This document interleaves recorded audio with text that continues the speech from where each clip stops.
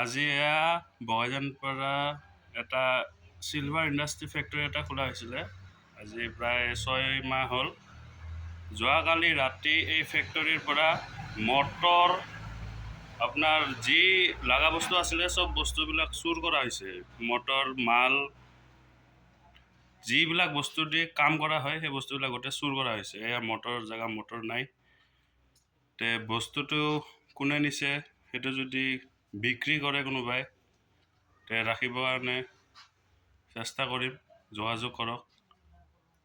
চাই লওক আপোনালোকে, একো বস্তু নাই ইয়াতে, চব বস্তু গায়ব। চাই লওক।